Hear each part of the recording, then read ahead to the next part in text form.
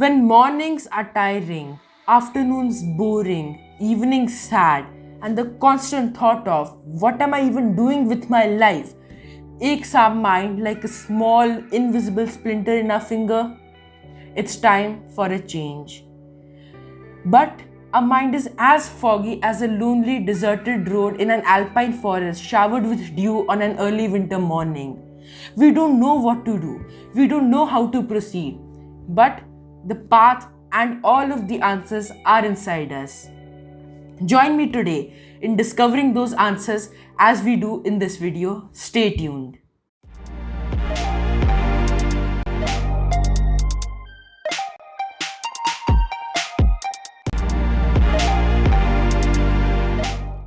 Can you relate to what I said in the introduction? I know we have that nagging feeling of unfulfillment, unhappiness, and lack of meaning when we do something. Every morning, when I used to go to school, I used to see people driving their cars, sitting in their corporate buses, all with a sullen face like this, some looking into their phone at the intersection, while others watching a YouTube video, or others just driving like this.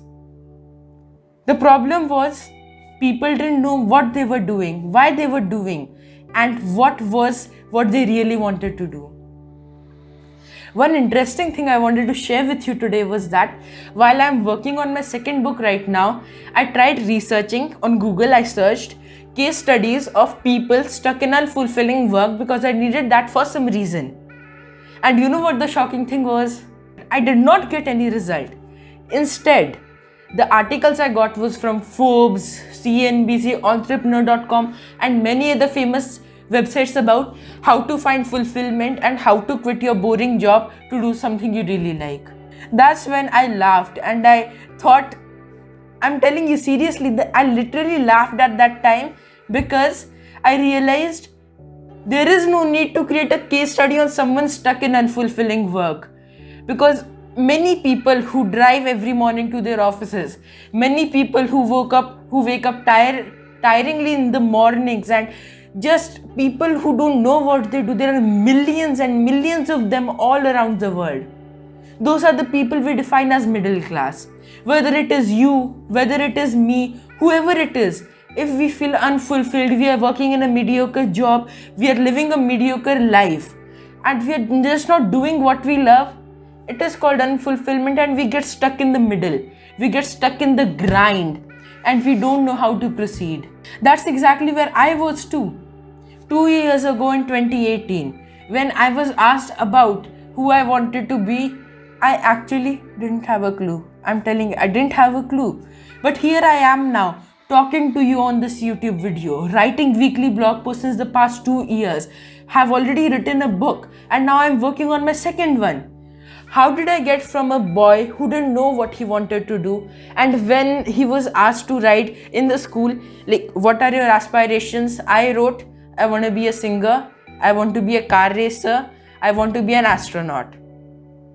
While none of those things really excited me, but I just wrote them down because as kids we consider that whatever it is, you should be ambitious and you should write your dreams down, and that's what I did. I was like, okay, if I get the choice, I'll do these things.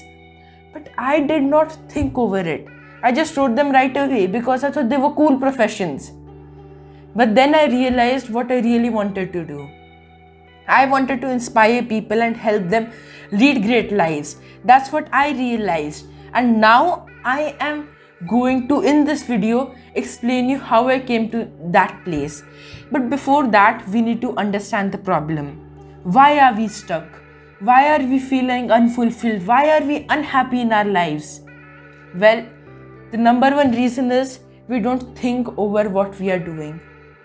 The most basic life structure is you are born, you are raised by your parents. At the age of 4 or 5, you are sent to school. Until the age of 18 or 19, you graduate from high school and spend 12 long years studying in school. After that, you go to college, pursue a degree. After getting that degree, you start to apply for many different jobs, and when you go into those jobs, you start doing what your boss asks you to. You either create a spreadsheet, create a Word document, type out whatever you're given, or meet with a client, propose a sale, whatever it is we do normally, that's what you do, right? So there is a simple routine that comes up in your life. Wake up, go to your job, come back, spend some time with your family, sleep, and then the cycle repeats day by day, week by week, years by years, until we realize we have become no one else than a rat who is stuck in that little loop of running, but is never actually getting anywhere, as that circle is just moving round and round and round, and there is no growth. That's the kind of environment we get stuck in. We get stuck in that loop. We don't know how to get out. We don't know what to do. And then we say we are unfulfilled, or I don't feel happy. And that's when the simple answer to a question like, how are you, becomes a disgruntled, yeah, I'm fine. I don't know. Yeah, that's what happens, right? Whenever I hear most people speak, I hear them say, yeah, I'm fine. But actually, that's not who you're supposed to be. You're supposed to be great. You're supposed to be awesome. You're supposed to be amazing. You're supposed to be living to your fullest potential. We accept many different kind of societal norms, but even if we don't take those norms with us, there is one important societal norm that we must live to, even though it doesn't exist in our society. If we work together as this community we are building, we can definitely create that norm. And that number one norm would be to live up to your fullest potential. What we are doing is, these days, we are just following a defined route. We are following a comfortable route. And we are not doing what gives us fulfillment, what is meant out for us, what is cut out for us. And we just spend living comfortable but unhappy lives. Whereas the people who take risks, people who defy the social order, people who don't limit themselves to their education or their degrees, are who get the best out of life, who make the best out of lives, and are the people who get case studies made on them. When you study case studies of successful people, you get Steve Jobs, you get Bill Gates, you get Elon Musk, you get so many different people. You get Dr. APJ Abdul Kalam, you get Franklin D. Roosevelt, you get Winston Churchill, you get so many different people. And why is that? Because they did what was cut out for them. Franklin D. Roosevelt, APJ Abdul Kalam, Winston Churchill played well in their leadership roles. They decided what was best for them. They wanted to lead a country, they wanted to serve a country, and that's what they did. Abraham Lincoln, he wanted to serve his country and make sure that every person had the right of living up to what they wanted to do, whether they were black, whether they were white, whether they were brown, and whatever other race they were of. Race should not make a difference. That was his aim. That's how he led a country. And that's where America is today. America has made so much progress, and now we regard it as one of the best countries in the world. That's called living up to your fullest potential. I'm repeating this, when you find out what you want to do, when you live up to the best potential, and when you do exactly what is cut out for you, you create an impact. Now, I'm not saying you have to change the world, you have to eradicate all of poverty, you have to get rid of global warming, you have to make a sustainable society. I'm not saying you have to do all of that. Even if that impact is on you, even if that impact makes you feel better, and even if that impact is as small as that, what your life was like before and what your life is now is better, happier, and more prosperous according to your standards, then you have lived up to your fullest potential. Then you have done the best. And if you have actually done what is really meant out for you, that's all that matters. That is what really matters. No other societal class or no other societal definition of success matters when you are living up to your fullest potential. Coming to potential, I want to share this very interesting fact with you that I came across recently. In 1969 is the year when NASA sent the first people to the moon. That's when Apollo 11 landed, And that's when we set our foot outside of Earth for the first time. And now remember, at that time, the computing power, the power of all of the computers that NASA had is less than the power of a smartphone today. Can you imagine? At that time, the Apollo 11 rocket, the one that Apollo 11 spaceship that went up, and the computer system that it had 4 kilobytes of RAM. Whereas our devices these days are coming with 64 GB RAM, 8 GB RAM, 12 GB RAM, and so much more. Can you imagine? 4 kilobytes is nothing. An image these days is over 1,000 kilobytes. A simple image is over 1,000 kilobytes, and only with that much power, NASA was able to send a man to the moon, and we were able to create history. Now imagine if you have that much power in your pockets right now. If that much power is in your pockets, then how much more power is in the brains that invented it? And you have a brain like that too. You have a mind like that too. And if you let that mind prosper, if you let that power prosper, you can create unimaginable results. Yes, you can create unimaginable results. When I started writing my first book, Explore the New You, I didn't know it was going to be 200 pages long. I didn't know whether I was going to write 45,000 words. And I didn't know how I was going to manage all of that with my school. But all I realized was I had to live up to my fullest potential. I was doing what I wanted to do.